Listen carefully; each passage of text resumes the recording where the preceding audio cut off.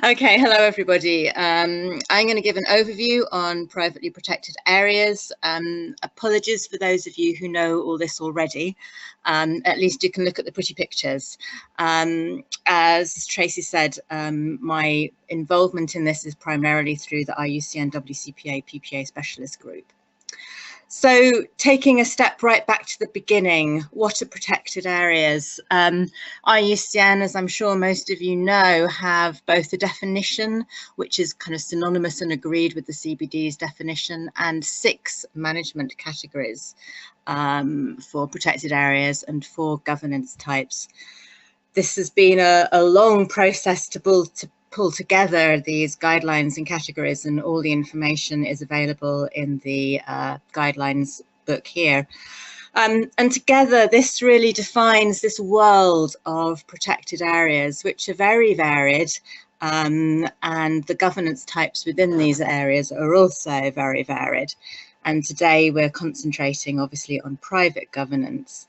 And I just wanted to show this slide to stress that we're not talking about one specific type of privately protected areas, but privately protected areas can cover all sorts of management categories and the full suite of management categories as defined by IUCN.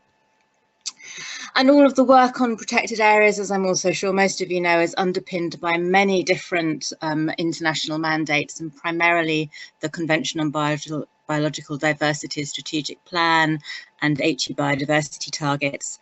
A lot of focus has been given obviously on protected Target 11 for protected areas, which has this numerical target which people are focusing on specifically. But I think when we're talking about privately protected areas, and when I go on with this talk, also the important elements here are the ecological representation and the well-connectedness of systems.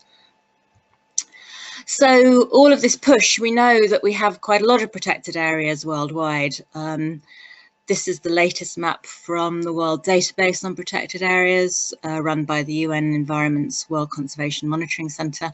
Lots of nice green and blue splodges on the map there, which mean that we have a good coverage of protected areas in all sorts of areas, over 200,000 of them at the moment. But we don't know so much about privately protected areas. Currently, there's about 15,000 areas on the World Database, but to use a kind of well-known phrase of the known unknown, we know that there's a lot more privately protected areas out there, but these areas have been underreported. And there's various reasons for this, including confusion over definitions, obviously lack of reporting both nationally and internationally. And also, we know not all countries actually have systems for privately protected areas at the moment. So to just spend a little time on what we actually mean by privately protected areas. To take a step back for a moment, the work that I'm about to talk about has all been run by IUCN's World Commission on Protected Areas Specialist Group. As I'm sure you all know, this is a group of volunteers. All of WCPA's work is primarily voluntary, although sometimes we do get funded to do projects. And in 2012, we did get funded to do a project specifically trying to raise the profile of privately protected areas, particularly in terms of looking at that biodiversity target, Target 11, and trying to look at areas like, what do we mean by privately protected areas? How can we encourage national governments to expand and support their network of PPAs, as we call them, integrate them into conservation planning, etc., etc. And a project that was very much aimed at parties, governments, to the CBD and a few people that aren't parties. And just as an aside on the specialist group, we'll provide a link to our website at the end. Well, it's there actually, privateconservation.net, but we have a newsletter that goes out to nearly 1,000 people, email discussion groups, as I say, a website, and I'll talk a little bit more about a major activity for 2018, which is best practice guidelines. But if you are interested in PPAs, do join us. And when I say us, at least 3 people that are on this call are on this picture today. This was a a workshop that we held on the island of Vilm in Germany last year, starting to develop these best practice guidelines. But you can see Brent and Tracy standing up there and myself sitting down. So nice, you can see us and we can't see you. So back to this project. It was launched in 2014. Called The Futures of Privately Protected Areas, technical guidance available in both English and Spanish so far on what we mean by private protected areas. And why did we do this? Well, when we were doing the research for the project, we found that there was at least 50 different formats in terms of names and definitions related to private governance. And obviously private governance can go beyond protected areas. If we went back to the IHE target, we have got the areas of other effective conservation measures. But if we're talking about protected areas, we wanted to really confirm what we meant. And we also wanted to make it clear that privately protected areas are inclusive things, not exclusive. And the word private is rather an exclusive word. So we took the drastic decision of adding an ly to the word private, so privately protected areas, or PPAs, to really get the understanding across that these are areas of private means, but definitely areas for public benefit. So stating the rather blindingly obvious, but it needed to be stated that a privately protected area is a protected area as defined by IUCN. And there's that definition again of IUCN's: a clearly defined geographical space recognised, dedicated and managed through legal or other effective means to achieve the long-term conservation of nature with associated ecosystem services and cultural values. And as I said at the beginning, that definition and an awful lot of guidance around that definition are in IUCN's guidelines on managing protected areas. But we were also aware that just because you have a group of words like this, which are a definition, it doesn't necessarily mean that that definition is very easy to apply. So the PPA Futures Report, as we call it in short, provides guidance on each element of the definition. I'm not going to go into all of those now, but two specific ones to really focus on are the legal or other effective means and what we mean by long term. So the legal and other effective means, well, it says it in the definition. Obviously, if a PPA is part of a legally designated system, it's easy, but it doesn't have to be part of a legal mandate, as long as the area is managed in accordance with the IUCN definition and associated principles. Of course, saying that is a huge leap of faith, because how do we know that an area is managed according to that definition and associated principles? The guidelines, or the technical guidelines that we've produced, does give some indications and some examples of how this has been done in different countries around the world. Just calling your back garden a privately protected area doesn't necessarily make it a privately protected area, unless it is, of course, managed in terms of the IUCN definition and associated principles, and in which case I suspect it would be rather a large back garden. In terms of long term, well, we really wanted to focus the word on demonstrating long-term intent here. Privately protected areas, as with all protected areas over the world, things can change. We know that not all government protected areas are actually secure in the long term, but privately protected areas are often based on lease agreements, on the personal preference of the person who is managing the land. So in terms of long term, well, we thought this should be at least 25 years. It's a bit of a number plucked from somewhere, but the point is that the intent should be that conservation is in perpetuity. So whether your lease, if you have a leasehold, is 1 year or 25 years or 50 years, this intent should still be that it's conservation forever. And particularly we're looking for things like safeguards to be put in place, that the conservation objectives persist even if ownership changes, which is a really key point. There's an awful lot more in these technical guidance areas than obviously I'm saying in a quick 10 minutes introduction, but do download them. The links are here if you want to know more. And just to say that, of course, we do have this global mandate for privately protected areas, which we've worked on through that PPA Futures project. It was already implicit, obviously, in the global mandate for protected areas as a whole, but we've started to try and make sure that the wording in terms of private governance and privately protected areas in particular are in both the CPD text and within the resolutions of the World Conservation Congress. IUCN's World Conservation Congress provides guidance both for IUCN but for all its members worldwide. Just a quick word on governance.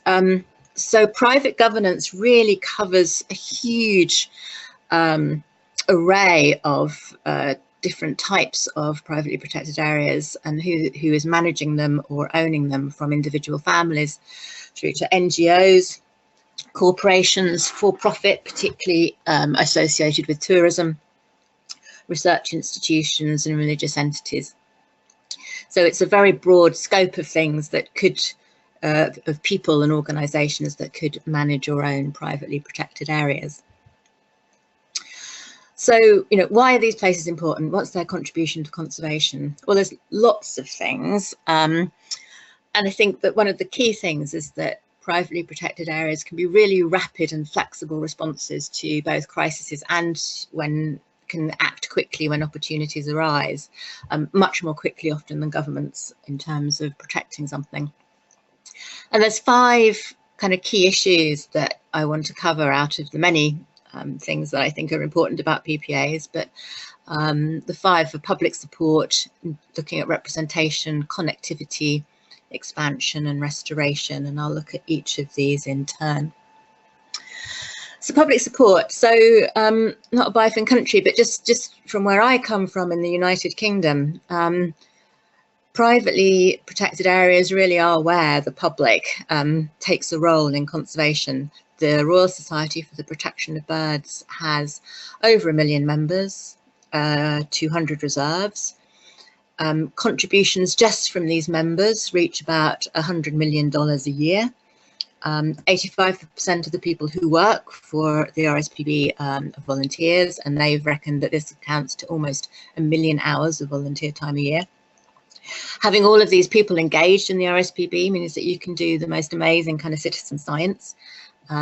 Last year they did what they're calling the world's largest wildlife survey, obviously wildlife looking at birds, and all this support you know, is helping them with this aim to double land area that they manage by 2030. TNC in the US, similar, over 1 million members and huge areas, 48 million hectares are managed. So we might not know as much as we'd like to know about privately protected areas worldwide, but we do know that they have, you know, a really critical role in some countries and a critical role in pulling together public support.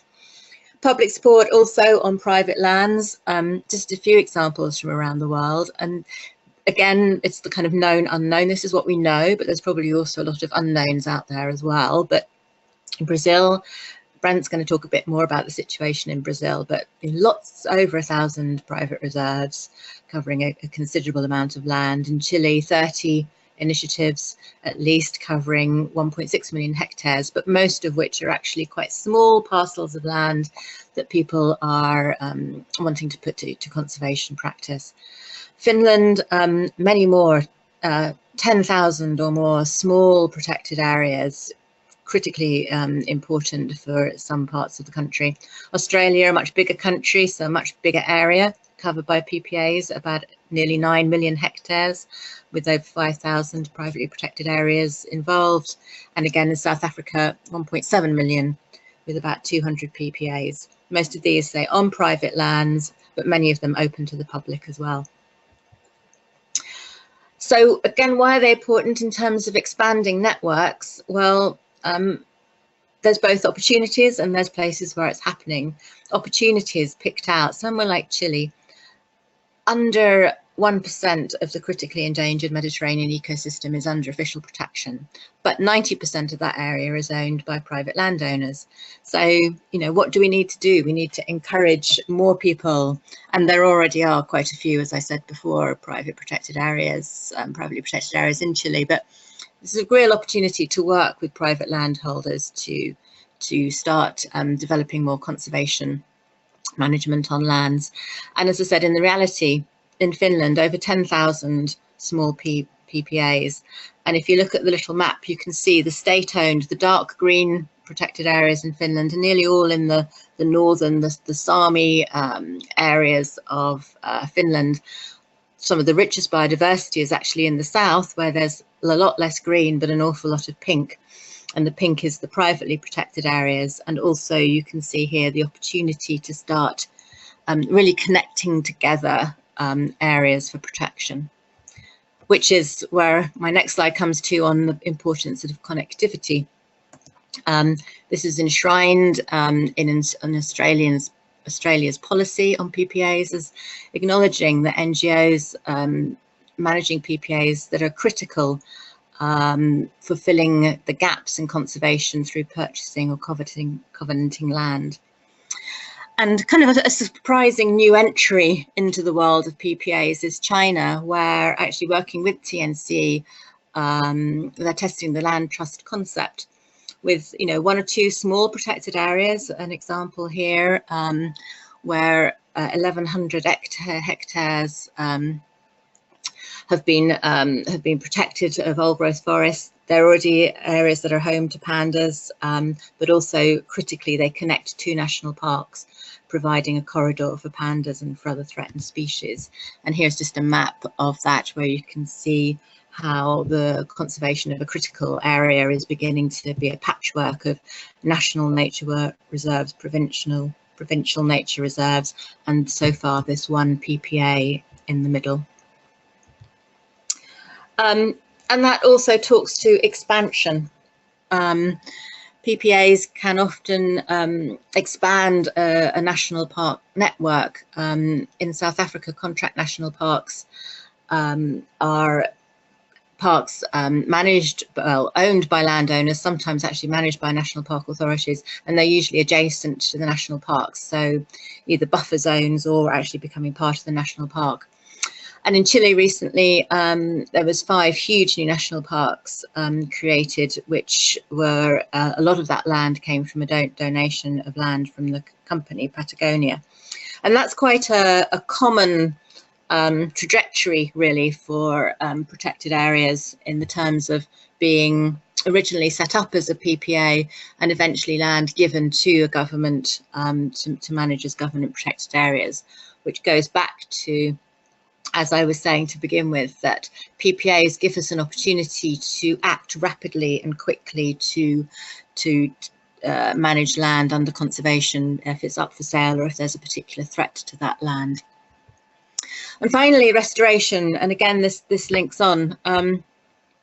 We know that government protected areas have tended to be set up in parts of the world where there was least change in land use. So we do get an awful lot of protected areas in deserts, on the tops of mountains, and in places like that. When we want to expand our protected area networks, we're really often looking at land that has been previously farmed or managed for timber, drained in terms of wetlands. So we are looking at restoration. And there's many good reasons why PPAs are great for protected areas that need a lot of restoration. They can often really pull together and pull in a lot of conservation volunteers, as I showed with the RSPB before, but this picture is from a protected area in Namibia where people actually pay to go on holiday from all over the world to spend their holiday taking down fences, so animals can roam freely again across what's beginning to be an expanding area of PPAs. Also, a good focus for fundraising activities and grants. An example from the UK is that the UK has finally realised that peatlands actually have a huge amount of value, particularly in terms of carbon, and there are large grants for peatland restoration. Many of those are going into areas that are being turned into privately protected areas. So that's just 5 examples. There's many other good reasons for PPAs being seen and encouraged around the world. But, you know, what do we need and how do we need to move forward on this? we need to really build this global network of protected areas, of privately protected areas.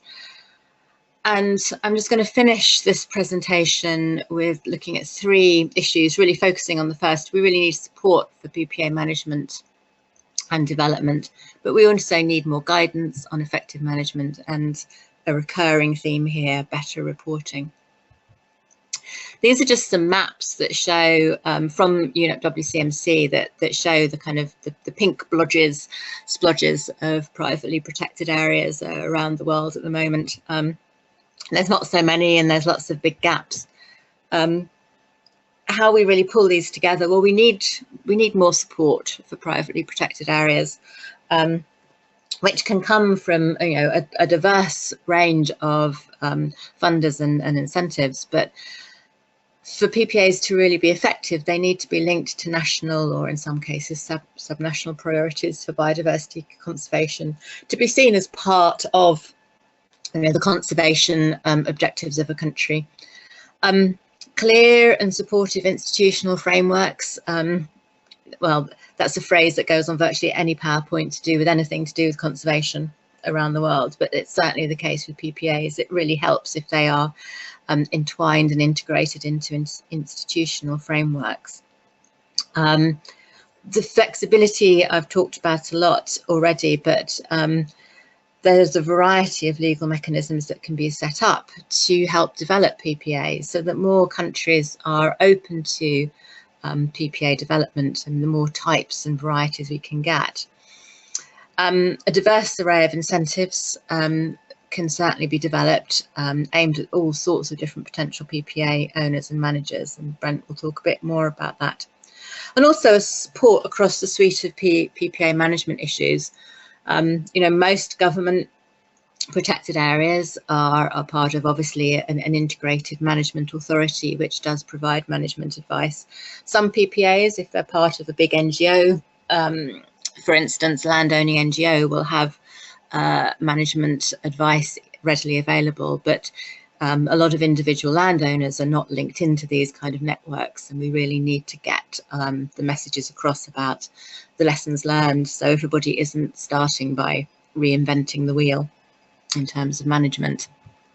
And just again, to go back to this slide, we need to reach all of these people. We need to pull in the expertise from all of these people, and we need to both incentivize and work out how things like corporations and research institutions can within themselves help develop privately protected areas. I just want to say very briefly just about this guidance, not so much a focus for this talk, but it is an important element of the work that we're doing at the moment. We've just sent out draft guidance to about 1,000 people. The document we will be doing is part of this array of guidelines that IUCN WCPA produces. And as much as we want help in getting input into these guidelines, we also need to make sure that they're disseminated far and wide once they're produced. And also in terms of reporting, I'm not going to go into details, but the specialist group has been working very closely with UNEP WCMC over the years to work out how we can better record and get data on protected areas into the WGPA, and there is a paper there which I put a link to. So that's really it. The message that we wanted to get over, and the specialist group and to get, is that PPAs really contributes to, or can contribute substantially to biodiversity and other conservation objectives, but they need to be better recognised, encouraged and resourced. This is our website if you want to find out more about the work of the specialist group, and there I will finish. Thank you very much. Thanks so much, Sue. That was great. You gave a clear overview of PPAs, and it's great to see that you can illustrate your points by looking at a really broad range of countries in both developed and developing parts of the world. I see 1 or 2 people are posting questions. I'm encouraging you to keep doing that, and we'll get to them at the end. We won't get to any just yet, though, because we are going to switch over to Brent Mitchell. Brent is the Senior Vice President at the Quebec-Labrador Foundation Atlantic Centre for the Environment, and he's also the Chair of the WCPA Specialist Group on Privately Protected Areas and Nature Stewardship. Brent has worked all over the world in conservation biology and citizen engagement. His current work focuses on governance of protected areas, community-based connectivity conservation, and connecting the practice of nature conservation and cultural heritage. He is a founding partner in the US National Park Service Stewardship Institute. Brent is going to be taking us a bit deeper into some interesting case studies to illustrate particular aspects of PPAs that we thought would be really interesting for this audience. So, Brent, over to you. Thanks, Tracy, and good day, everyone. I really appreciate the opportunity to talk about privately protected areas with all of you. And I'd like to start with examples from two BIOFIN countries. First in Brazil, which has been a real leader in PPAs. They have a well-established and growing system of what are known as private reserves of natural heritage, or RPPN from the name in Portuguese. RPPN are protected in perpetuity and created at the initiative of landowners.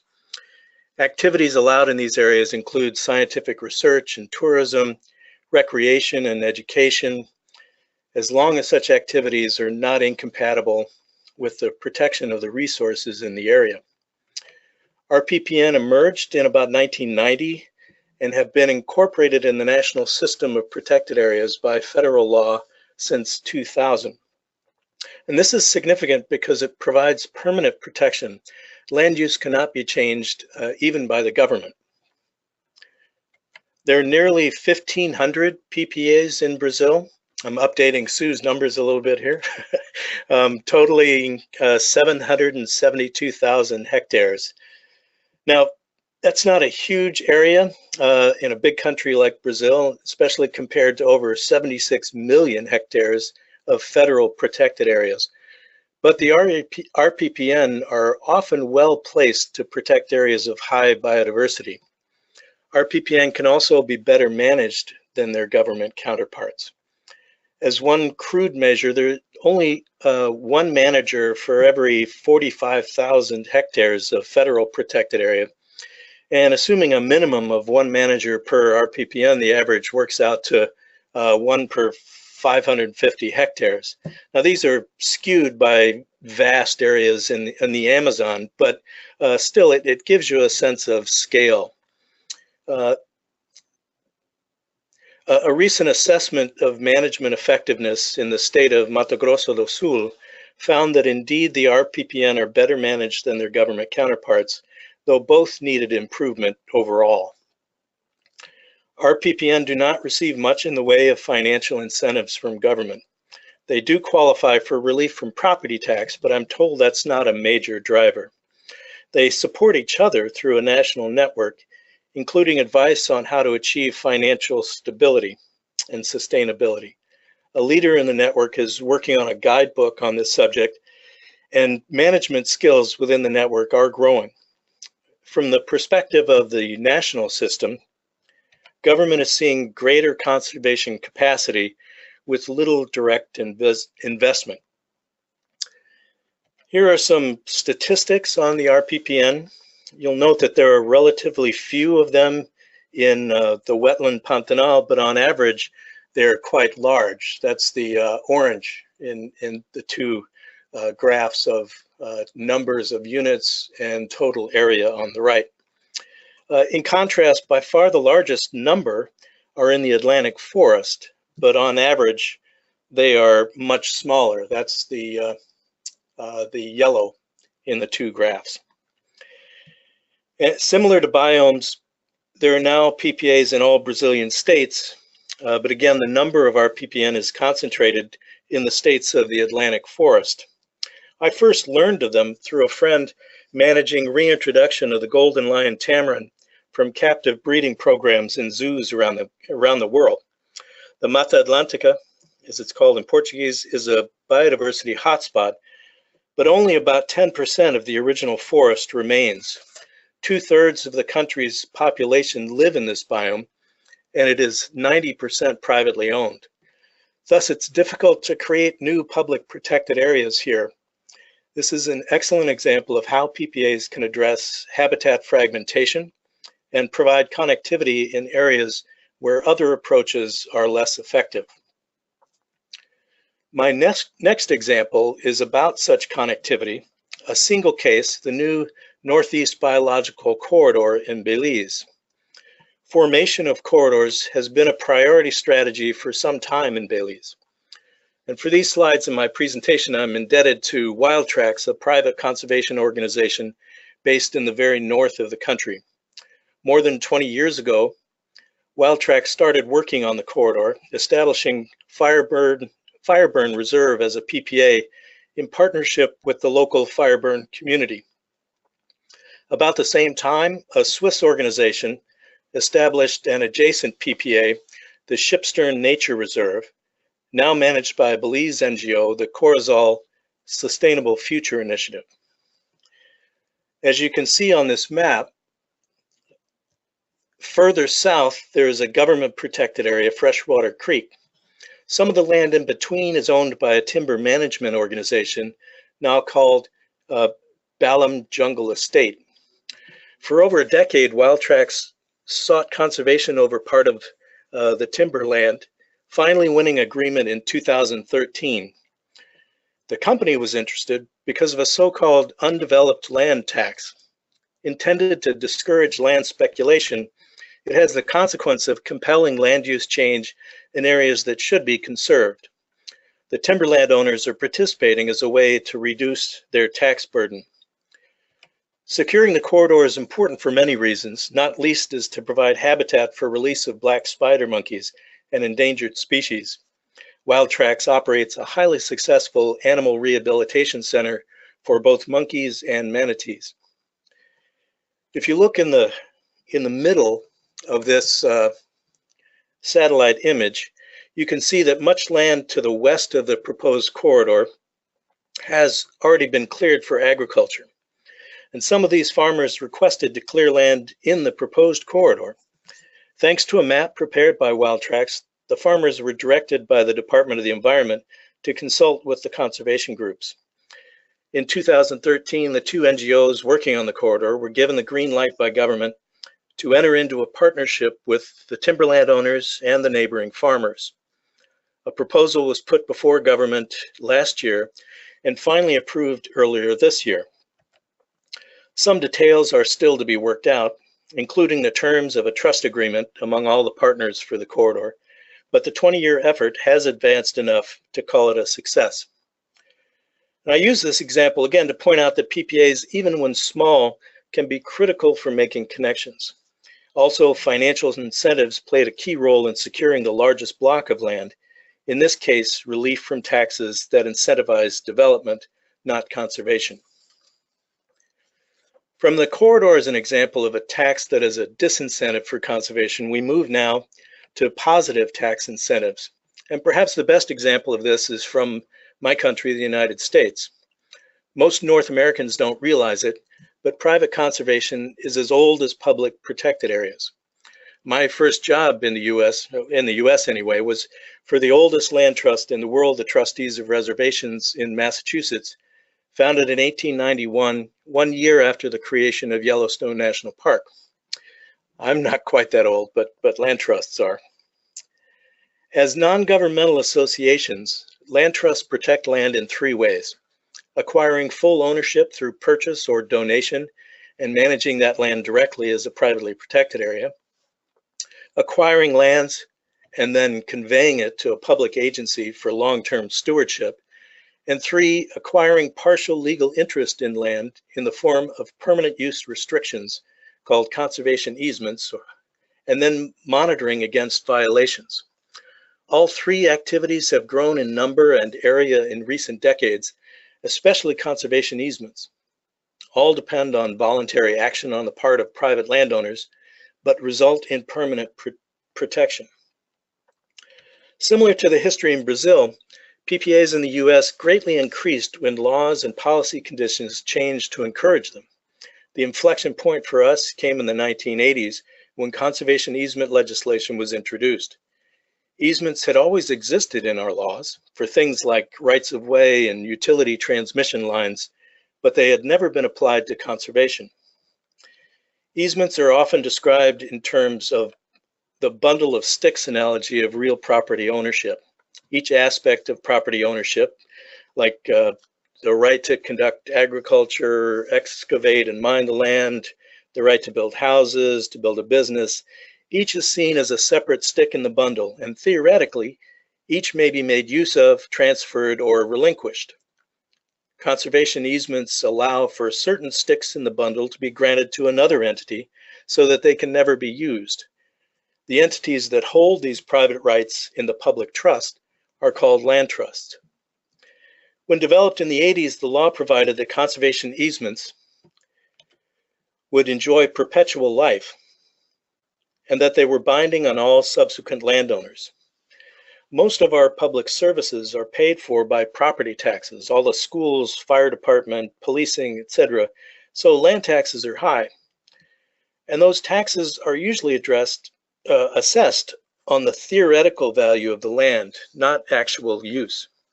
Thus, reducing the allowable uses reduces the theoretical value and thus the tax. Not all easements would qualify as privately protected areas, but many do. Plus, they're often stepping stones to full fee protection through bargain sale or donation. And those donations can also qualify for income tax relief as well as other benefits.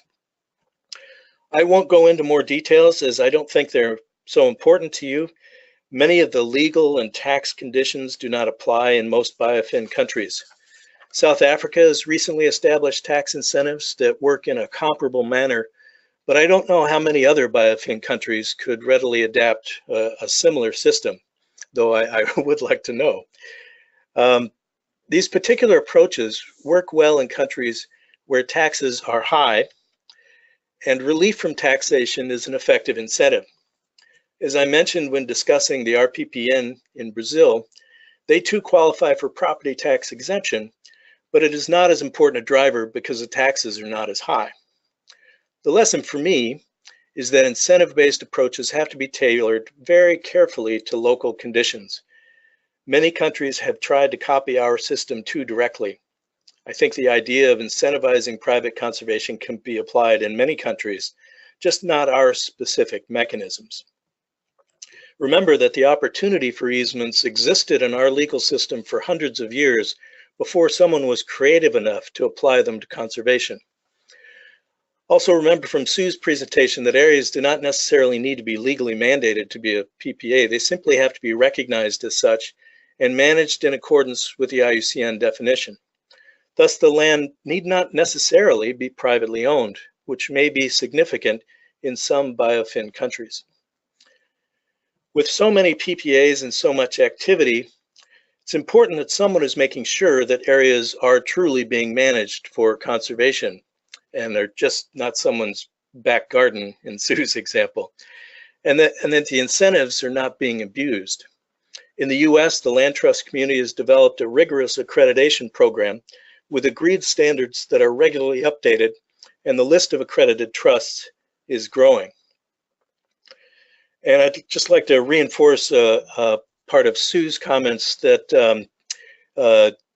PPAs, we should not just think of the main actors as the landowners. The NGOs that own PPAs or hold conservation easements are made up of many members. These members provide financial support for land trust operations, sometimes pro bono legal and technical support, and hands-on practical and land management assistance, as with this group from the Nature Conservancy of Canada. And with many people involved at many levels, it provides opportunities for people to be involved who may not have the means to own or donate land individually. Thus, PPAs are not just about the landowners. It's open to those who do not or cannot own land, and participation in private conservation is not just for the very wealthy. I'd like to turn now to an example of a single PPA and one that receives no financial support at all from government, but that supports biodiversity conservation through its own income-generating activities very successfully.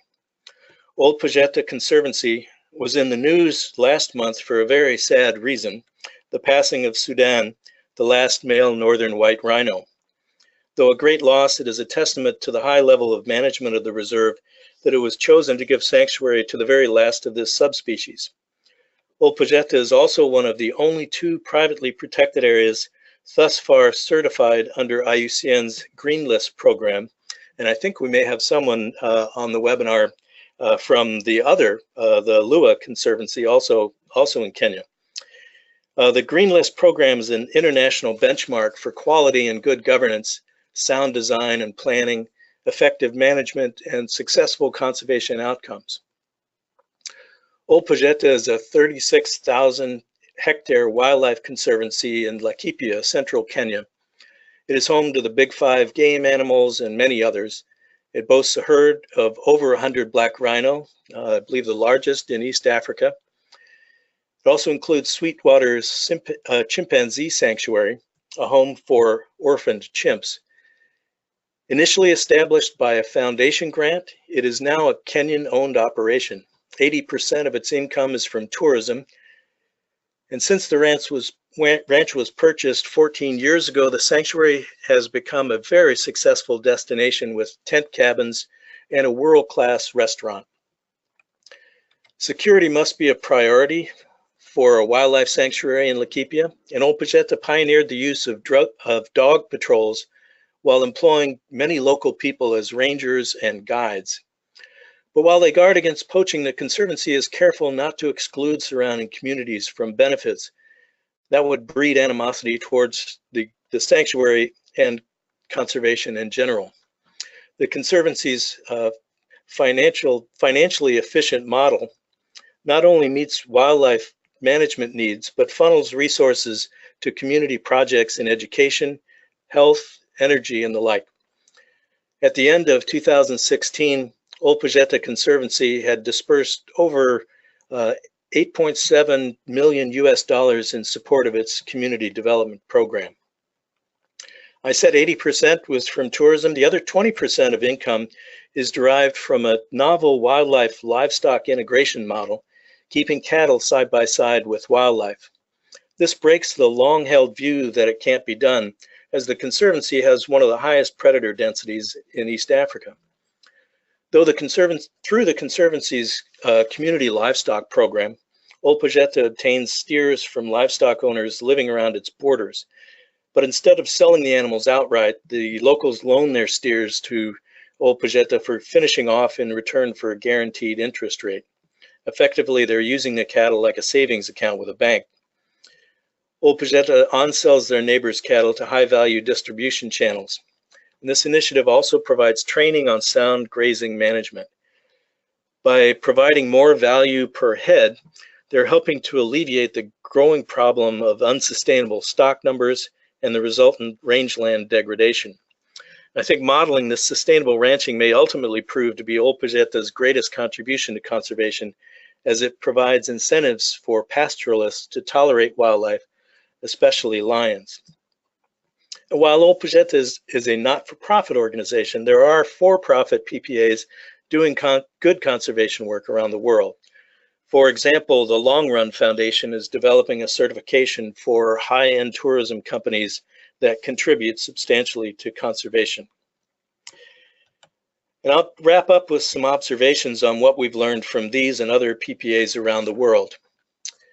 PPAs can reduce the financial burden on governments for biodiversity conservation. This doesn't mean that government doesn't need to invest in private conservation, but done well, such investments can be pennies on the dollar compared to directly managing protected areas. I've learned to be very clear that our specialist group does not encourage the privatization of public protected areas.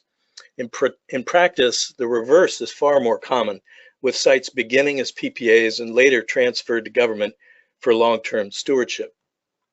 We're talking about expanding and complementing the public protected areas in a matrix of governance types that includes indigenous and community conserved areas, as well as shared governance hybrids. Government has important roles to play in PPAs, including establishing a conducive environment, recognizing that privately protected areas are legitimate protected areas in the national protected area systems, monitoring to ensure that they are really protected, and as in the example in the US, not necessarily doing it themselves, but overseeing the evaluators. And as Sue mentioned, reporting PPAs up to the World Database on Protected Areas. Incentives work best when they correlate with value and can be sustained over time.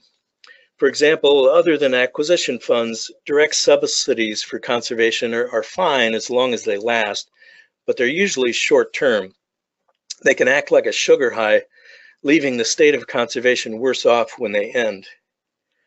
Private landowner decisions to conserve are usually not simply financial. Things like tax relief allow them to act on a sense of stewardship. They level the field. Here in New England, we have an expression to be land poor, which means owning land with a high theoretical value but no income, and thus no funding for management. Things like easements help people to keep land in conservation. And again, private conservation decisions are not only based on a ledger, social incentives can be equally important, peer support and peer pressure as well. Because establishing PPAs is a voluntary act, they can take time to develop. Sometimes partial steps serve as stepping stones to full long-term commitment. So the bottom line, PPAs can complete systems, filling gaps in representativity and connecting habitats. And I hope that I'm not contradicting myself, but they can be quick, though not always, as in the Belize case. And they are usually very efficient.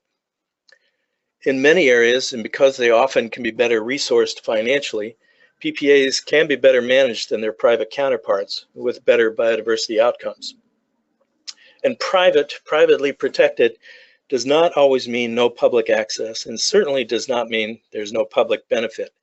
Thus our tagline, private means public benefit.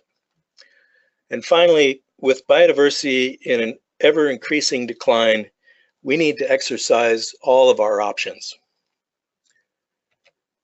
So there's how to find me. Happy to follow up with any of you after this webinar. We are on the IUCN website, and again, as Sue gave, there's more detail on our specific site, privateconservation.net. And with that, I will turn it back over to you, Tracy. Thanks, Brent. That was really interesting. Great wealth of examples that you presented. So we are now going to move over to the question and answer part of the presentation of the webinar. Before we go straight there, I just want to read out, there have been two clarifications on the Chile numbers. One saying that there are over 250 PPA initiatives in Chile, and the other one pushing it up to 301 private initiatives on conservation in Chile. So just a clarification on those numbers, I think, from the first presentation. And then also just one question that popped up that's more process than content, so I'll knock it out now, from Tobias Beck, wanting to know if you can get the presentations. The recording of this webinar and the presentations that are recorded in it will be available in a couple of days after this webinar, and you'll all get a link to that. So thanks, Tobias, for asking that.